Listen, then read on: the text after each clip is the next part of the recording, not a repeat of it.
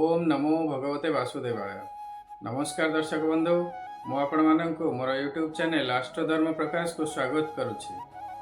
आसंतु जानिबा जून 2025 रे कन्या राशि व्यक्ति मानकर समय किपरि रहिबो। एही मासिक राशिफल चंद्र राशि एवं लग्न राशि उपर आधारित।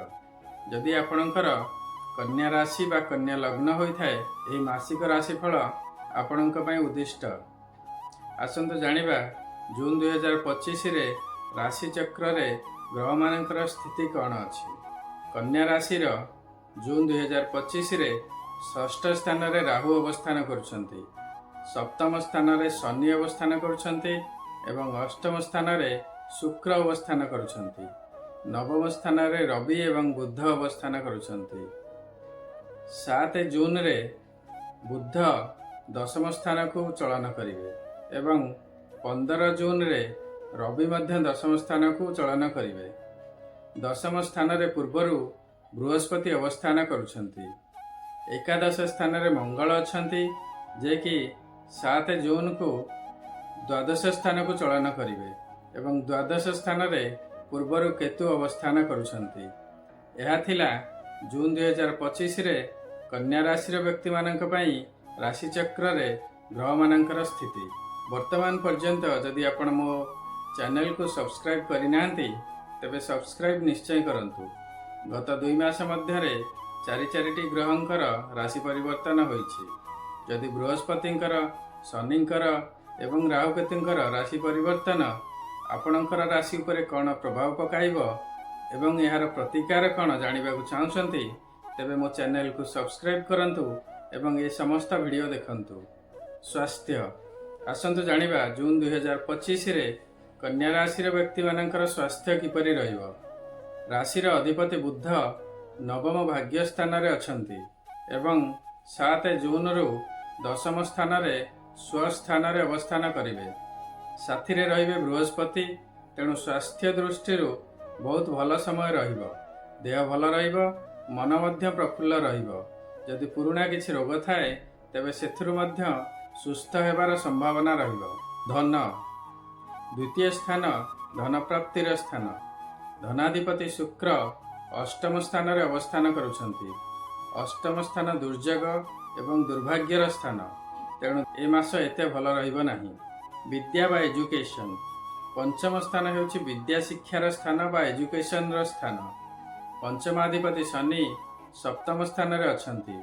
सप्तम स्थान रे शनि शुभफल प्रदान करती नहीं, तेणु विद्या शिक्षा दृष्टि मध्य यही समय बा जून 2025 एते भल रहिबो नाही।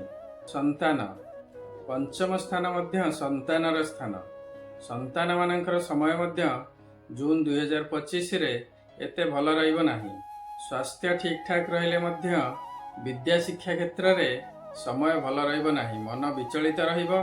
टेस्ट बा एग्जामिनेशन थिले सेथिरे रिजल्ट एते भल हेबो नाही। लव रिलेशनशिप बा प्रेम संपर्क पंचम स्थान रो अधिपति शनि सप्तम स्थान रे शुभ नाहंती। शुक्र मध्य अष्टम स्थान रे, तेणु लव रिलेशनशिप दृष्टि मध्य ए समय एते भल नाही। मनांतर मतांतर देखा देबो। संपर्क रे तिक्तता आसीबार संभावना रहिबो। वैवाहिक जीवन बा मैरिड लाइफ सप्तम स्थान हेउछि वैवाहिक जीवनर स्थान। सप्तमाधिपति बृहस्पति दशम रे अवस्थान करुछंती। सप्तम स्थान रे शनि अछंती। बृहस्पति मिथुन राशि रे बुध एवं रविंक सहित थिबारु वैवाहिक जीवन रे समय भल रहिबो। मात्र सप्तम स्थान रे शनि एवं अष्टम स्थान रे शुक्र थिबारु जीवन साथींकर स्वास्थ्य भल रहि न पारे, सेथि प्रति टिके ध्यान देबे। भाग्य नवम स्थान हेउछि भाग्यर स्थान।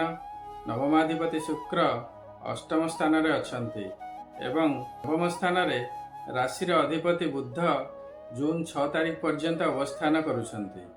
नवम स्थान रे रवि जून 15 तारिख पर्यंत रहुछंती, तेणु 15 तारिख पर्यंत भाग्य दृष्टि समय सामान्य रही पारे। मात्र तापरे कन्या राशि रो व्यक्ति मानकर समय एते भल रहिबो नाही। कर्मक्षेत्र बा क्यारियर दशम स्थान हेउछि कर्मक्षेत्र र स्थान।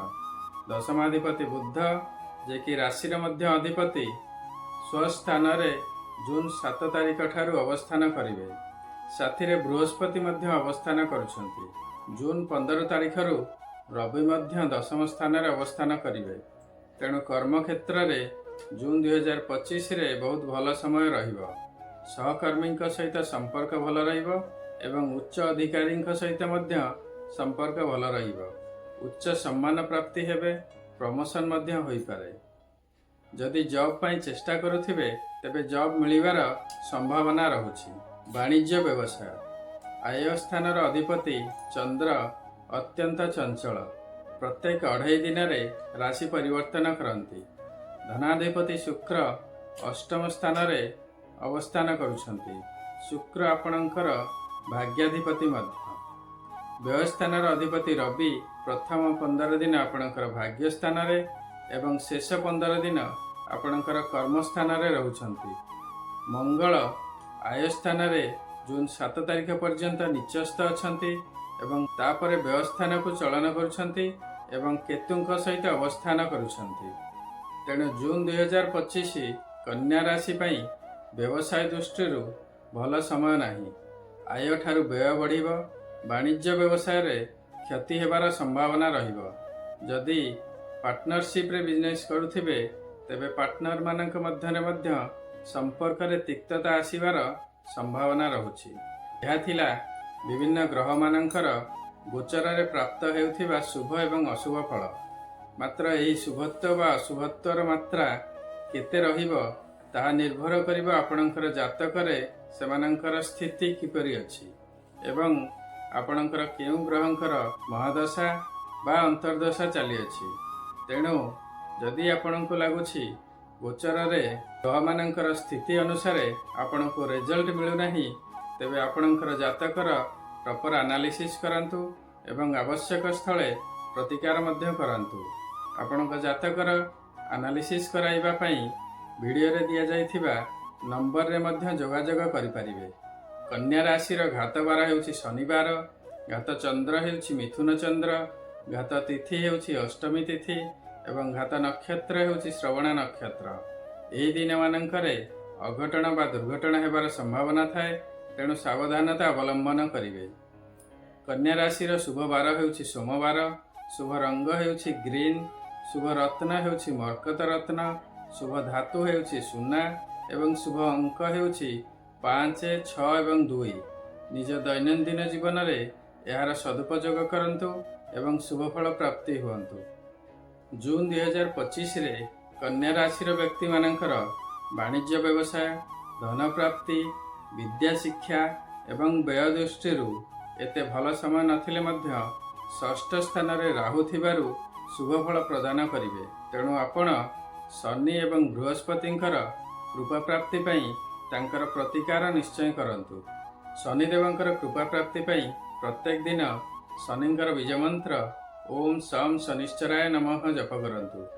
ପ୍ରତ୍ୟେକ ଶନିବାର ଶନି ମନ୍ଦିର ଯାଆନ୍ତୁ ଏବଂ ଶନିଦେବଙ୍କର ପୂଜାର୍ଚ୍ଚନା କରନ୍ତୁ। ରାଶି ତେଲରେ ଦୀପଟିଏ ଦାନ କରନ୍ତୁ। କାଉ ଏବଂ ବୁଲା କୁକୁରମାନଙ୍କୁ ପ୍ରତ୍ୟେକ ଦିନ ଖାଇବାକୁ ଦିଅନ୍ତୁ। ଦରିଦ୍ର ଶ୍ରମଜୀବୀ ଏବଂ ସଫେଇ କର୍ମଚାରୀମାନଙ୍କୁ ଖାଦ୍ୟ, କଳା ବସ୍ତ୍ର, କମ୍ବଳ ଏବଂ କଳା ଛତା ଇତ୍ୟାଦି ଦାନ କରନ୍ତୁ। ପ୍ରତ୍ୟେକ ଦିନ ହନୁମାନ ଚାଳିସା ପାଠ କରନ୍ତୁ। ଶନିଦେବଙ୍କର କୃପା ପ୍ରାପ୍ତି ନିଶ୍ଚୟ ହେବ। ଦେବଗୁରୁ ବୃହସ୍ପତିଙ୍କର କୃପା ପ୍ରାପ୍ତି ପାଇଁ ଆପଣ ପ୍ରତ୍ୟେକ ଦିନ ବୃହସ୍ପତିଙ୍କର ବୀଜମନ୍ତ୍ର ଓଂ ଗ୍ରାଂ ଗ୍ରିଂ ଗ୍ରୌଂ ସହ ଗୁରବେ ନମଃ ଜପ କରନ୍ତୁ। ଯଦି ଆପଣ ଗୁରୁ ଦୀକ୍ଷା ନେଇଥିବେ ତେବେ ଗୁରୁମନ୍ତ୍ର ଜପ କରନ୍ତୁ। ଆପଣଙ୍କର ଇଷ୍ଟ ଦେବତା ବା ଇଷ୍ଟ ଦେବୀଙ୍କର ଶ୍ରଦ୍ଧାପୂର୍ବକ ପ୍ରତ୍ୟେକ ଦିନ ପୂଜା କରନ୍ତୁ। ପ୍ରତ୍ୟେକ ଦିନ ଓମ୍ ନମଃ ଶିବାୟ ଜପ କରନ୍ତୁ ଏବଂ ପ୍ରତ୍ୟେକ ସୋମବାର ଶିବ ମନ୍ଦିର ଯାଆନ୍ତୁ, ଶିବଙ୍କର ପୂଜାର୍ଚ୍ଚନା କରନ୍ତୁ। ନିଜର କୁଳପୁରୋହିତ ବା ବ୍ରାହ୍ମଣଙ୍କ ସହିତ ସମ୍ପର୍କ ଭଲ ରଖନ୍ତୁ। ପିତାମାତା ଏବଂ ଗୁରୁଜନମାନଙ୍କର ସେବା କରନ୍ତୁ। ଦେବଗୁରୁ ବୃହସ୍ପତିଙ୍କର ନିଶ୍ଚୟ କୃପା ପ୍ରାପ୍ତି ହେବ। ଆଶା କରୁଛି ଏହି ଭିଡ଼ିଓଟି ଆପଣଙ୍କୁ ନିଶ୍ଚୟ ଭଲ ଲାଗିଥିବ। ଯଦି ଭଲ ଲାଗିଛି ତେବେ ଲାଇକ୍ କରନ୍ତୁ ଏବଂ ସେୟାର କରନ୍ତୁ। ଆପଣଙ୍କର ମତାମତ କମେଣ୍ଟ ସେକ୍ସନରେ ନିଶ୍ଚୟ ଦେବେ। ବର୍ତ୍ତମାନ ପର୍ଯ୍ୟନ୍ତ ଯଦି ମୋ ଚ୍ୟାନେଲକୁ ଆପଣ ସବସ୍କ୍ରାଇବ୍ କରିନାହାନ୍ତି ତେବେ ସବସ୍କ୍ରାଇବ୍ ନିଶ୍ଚୟ କରନ୍ତୁ। ସର୍ବେ ଭବନ୍ତୁ ସୁଖିନଃ, सर्वे सन्तु निरामया सर्वे भद्राणि पश्यन्तु मा कश्चित् दुःखभाग् भवेत्। नमस्कार।